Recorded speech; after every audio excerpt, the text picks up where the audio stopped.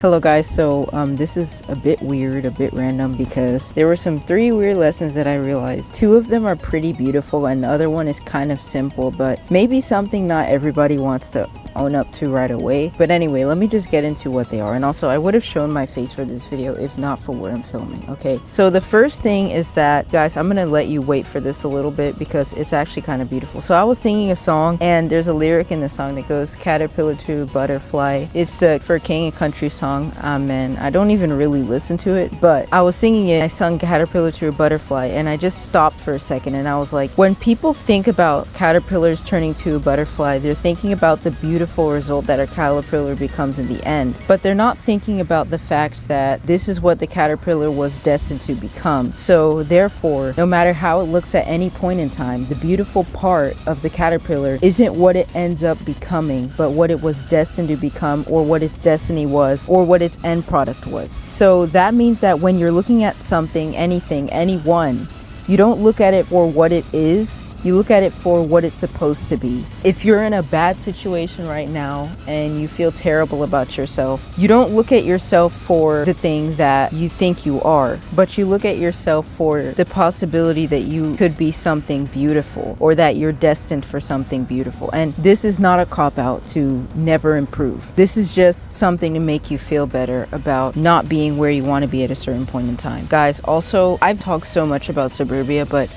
there is no privacy here, okay? If you're in the house, you know, you're in the house with other people. All the rooms, you can hear through them. If you go outside, there's people around. I can't walk anywhere that it would feel private. If you're walking around the neighborhood, people are looking at you for the same reason I talked about. Anyway, let's just focus on the message. I'm sorry. And the second one is, if you do everything yourself, God cannot help you. Maybe this one also kind of seems like a cop-out, but it's not really meant to be a cop-out. It's just that when you are trying so hard to do everything you can and you're trying to create an image for yourself, make yourself presentable and whatever, but if you do all of that without God, then there's no God in what you've done and God cannot help you. So please, when you are doing something, pray about it and involve God, and don't be reluctant to say that, you know, I need God to help me with this. Don't just take everything into your own hands, because it's easier to do that than you think. And sometimes it feels like, oh, but I just want to take initiative, I just want to get better. But if you do that without God, it's not gonna be worth it in the end, okay? People may think that it makes you weak to rely on God or to rely on somebody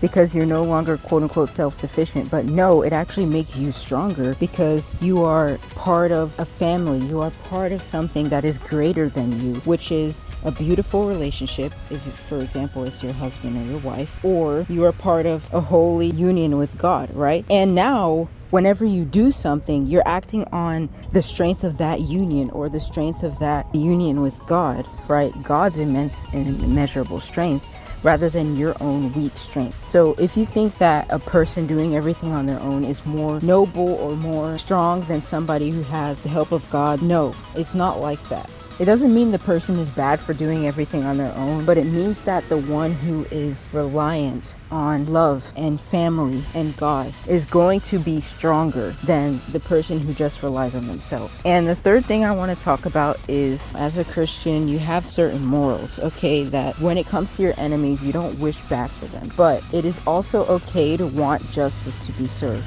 What that means is that if you think somebody has hurt you in some sort of way, if you see someone as your enemy or whatever, you don't have to ask for something evil. You don't have to tell God, hey, this person needs to get sick, die. No. But it is okay to want something to happen to them so that they can realize what they've done to you is bad. If they never see anything happen to them, right, then it'll look as if they did nothing wrong. And that's just not right. It doesn't have to be a physical punishment, but some kind of punishment for what they do to another person. It's not evil for you to wish for God to discipline somebody if you think they did something wrong to you. But it is evil once you start talking about let them get hurt. It's basically the equivalent of jail, but in a spiritual matter, right? Everybody who does a crime is gonna go to jail, or at least they're supposed to go to jail. So in that same respect, anybody who hurts you should have some kind of similar consequence to jail. It's not something that directly hurts you, but it's something that teaches you a lesson. Guys, so I know I said 3 lessons, but we're having 4, okay? So when it comes to restricting yourself for religious reasons or just because maybe ethical reasons, etc., you have to understand why you're actually restricting yourself from it in order to truly love what you're doing and not get exasperated as easily. So for example, if I were to say that I'm gonna stop drinking alcohol or something like that, I have to understand that this is about the betterment of my health. It's not because of people around me. It's not because of it's not cool to do. It's because it's better for my mental health and as well as physical health, and it's also because maybe religious reason, right? I don't drink, but I'm just giving an example. So don't just put yourself in a bunch of restrictions that you don't really understand. And please understand that there is a point to where restrictions to yourself, even if it's for religious reasons and etc., can be extreme. It gets to a point where even God doesn't want you to restrict yourself that much. I know this seems kind of random, but another thing about my lack of autonomy thing is that sometimes I just listen to music that I know I shouldn't be listening to, I don't want to listen to, but because I like it, I just listen to it anyway. So I really need to stop doing that, and yeah, thank you for tuning in, okay? So those are my 3 lessons. I actually wasn't going to post this video today, but it was just so beautiful, especially the first 2, that I had to share them. But anyways, thanks for watching. Bye.